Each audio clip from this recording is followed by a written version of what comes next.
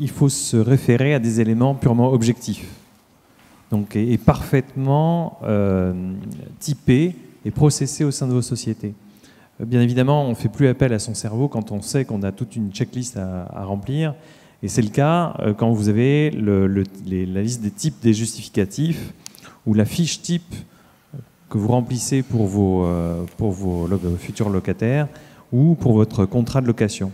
Donc à partir du moment où vous avez instruit de façon avec une typologie très précise votre recherche de locataire, bien évidemment, vous serez moins sujet à tomber dans le mauvais cerveau. L'UNIS, par exemple, vous pourvoit une clause de non-discrimination dans le mandat.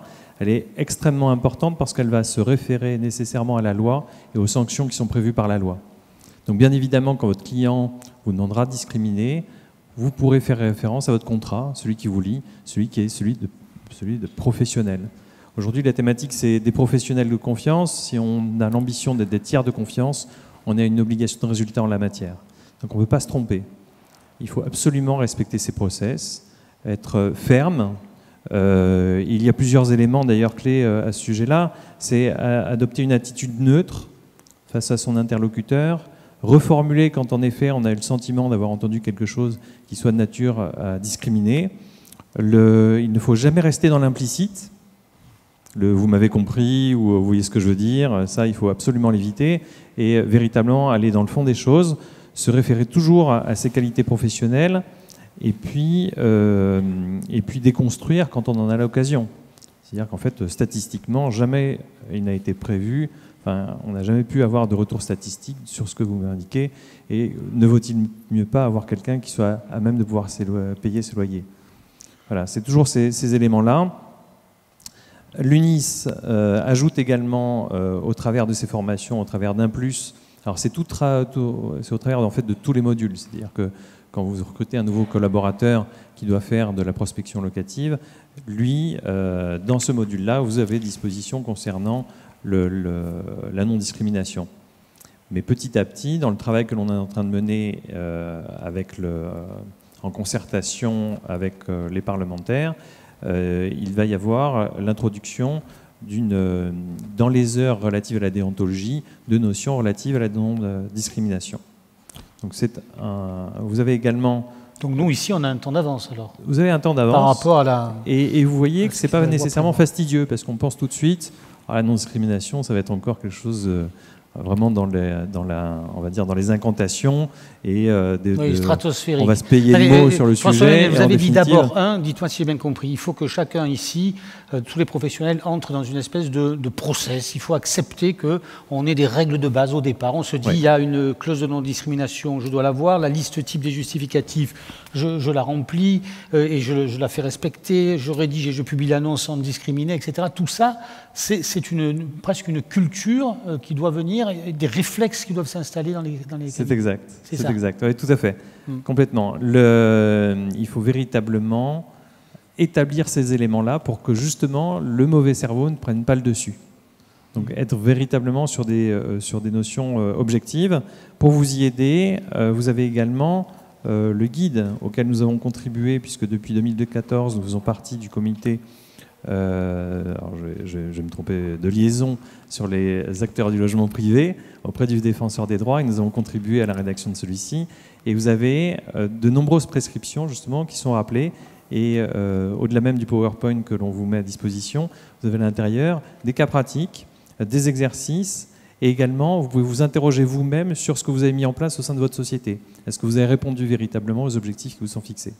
Et le jour où vous aurez en effet une difficulté vis-à-vis de quelqu'un qui a une présomption de discrimination à votre égard, si vous avez déjà mis en œuvre ces moyens techniques, ces moyens pratiques qui ne sont que, j'allais dire, des supports, vous aurez déjà accompli, vous aurez fait preuve au moins de pédagogie et puis d'une action qui vise à faire changer les comportements. Parce qu'en effet, quand un collaborateur fait un choix, il escrime, c'est aussi un peu de la discrimination. Alors, sur ma fiche, il est indiqué aussi que l'UNIS invite et donne les moyens de communiquer autour de ces sujets-là. Oui, vous avez reçu, une vidéo que Christophe Tanet qui s'est exprimé sur le sujet, mais une grande campagne une grande campagne d'information qui traitait du non à la discrimination. C'est un axe fort parce que c'est, comme vous avez pu le voir, à chaque fois qu'il est illustré par ces testings, c'est quand même on se ressent quand même assez honteux parce qu'on sait très bien que ça peut arriver chez nous. Or, ça n'est pas inéluctable. Le dernier testing, d'ailleurs, puisque j'y fais référence, a illustré quelqu'un, on parle souvent de name and shame, c'est-à-dire quelqu'un qui a discriminé, il faut absolument le dire, ou quelqu'un qui pollue, il faut dire son nom. Et moi, je pense qu'il faut aussi du name and proud, c'est-à-dire que là, dans le cas, c'est Century 21. Century 21, il y a eu 0 cas dans le testing qui a été fait d'agence qui a accepté un mandat avec un postulat de discrimination. Donc c'est quand même quelque chose auquel on peut parvenir. Donc c'est pas inéluctable, ça, je veux bien l'insister dessus. D'ailleurs, et ça s'illustre bien aussi par le dernier travail du défenseur des droits, qui est l'étude Mikado.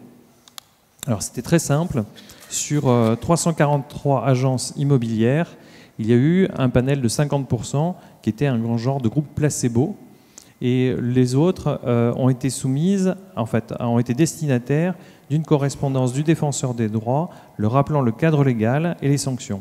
Le courrier était accompagné du guide « Louer sans discriminer » et l'autre ne recevait aucune information. Et il y a eu des testings qui ont été faits, 3 phases de test, à 3, 9 et 15 mois après réception du courrier. Et le test était comparé en fait des acteurs postulants d'origine française ou présumés d'origine française et les autres présumés d'origine maghrébine. Et on a pu voir qu'en fait, après réception de ce courrier, le groupe test qui était sensibilisé discriminait beaucoup moins que celui qui ne l'était pas. Et on a pu voir aussi que sur cette période-là, finalement, l'effet s'estompait petit à petit. Donc c'est bien la répétition, donc c'est bien l'enseignement, c'est bien la formation qui permettra d'aboutir à des objectifs assez ambitieux. Oui, le combat n'est jamais gagné. Il faut chaque fois répéter les... On sait qu'on peut avoir de l'impact. Donc si on sait qu'on peut le faire, il faut le faire, tout simplement. D'accord, ça c'est Mikado, c'est une étude qui a été réalisée par le défenseur des droits, c'est ça? Tout à fait, oui, au cours de l'année. Okay. Mais est-ce que quelqu'un du défenseur des droits est ici Oui, Madame Robert de Massy, je les remercie énormément parce qu'elle nous associe à tous leurs travaux. On peut l'applaudir quand même, parce que vous savez, ça bosse, hein, là. Je ne sais pas si on peut lui passer un micro. Vous voulez un micro, madame? Alors attendez, pour ça, il faudrait que j'en ai un. Oui, tenez. Hop. Madame, ne tombe pas. Patrick qui fait le service après-vente. Ils sont forts, ces consultants. Bonjour à toutes et tous. Je suis ravie d'assister à ça. C'est quand même l'aboutissement d'un long travail et qui produit réellement, je trouve que c'est d'une très bonne qualité. Et notamment, je pense que le fait d'avoir mis l'accent sur la fabrique des discriminations, d'où ça vient, c'est très, très important. Et ça permet de déculpabiliser, de parler de ce sujet sur un autre registre. Et bon, là, j'ai aussi la satisfaction de voir que tous les outils auxquels on a tant collaboré ensemble sont justement des moyens comme vous l'avez très bien dit, François-Emmanuel Borel, de vous prémunir. Puis c'est un peu les garde-fous par rapport à tous ces mécanismes. Tout de même, c'est déjà la première étape. Nous, c'est ce qu'on disait, on n'est pas des spécialistes de la psychologie sociale, mais la discrimination fait appel effectivement à tous ces mécanismes-là. Donc, c'est important d'en parler. Et c'est très important, justement, déjà d'en être conscient et, du coup, de constituer sa boîte à outils comme ça vous est proposé là pour mettre en place ces actions. Voilà, je ne vais pas m'étendre davantage, mais je suis ravie de voir ce résultat. Bien, merci beaucoup de votre intervention. On récupérera le micro après. Attendez, je vous en prie. Et c'est quand même aussi très positif de voir un syndicat très volontariste sur une question sociale et sociétale. Et donc, en termes d'image aussi, pourquoi le cacher? C'est plutôt positif. C'est un enjeu sociétal. Hein. Donc l'UNIS est complètement investi sur ce sujet-là, comme il y a beaucoup d'autres. Mais c'est notre responsabilité, c'est notre honneur qui est en cause. Alors très rapidement, puisqu'il est l'heure, Monseigneur, est-ce que les professionnels ont été condamnés pour discrimination? Quelques exemples. Alors je vais vous donner quelques décisions du défenseur des droits, parce qu'en fait, on ne matérialise pas nécessairement ce à quoi on peut être confronté et ce à quoi d'autres sont confrontés. Tout d'abord, la discrimination indirecte concernant l'allocation adulte handicapé. Eh bien, il y avait c'est en cela qu'elle est indirecte, c'était de la GLI, garantie de loyer impayé, qui ne prenait que 30% de cette somme-là au titre de la solvabilité de la personne. Ah oui. Donc c'était nécessairement discriminatoire, d'autant plus qu'on comprend bien que c'est du récurrent et garanti. Donc voilà, on a eu une décision du défenseur des droits en 2017 sur le sujet.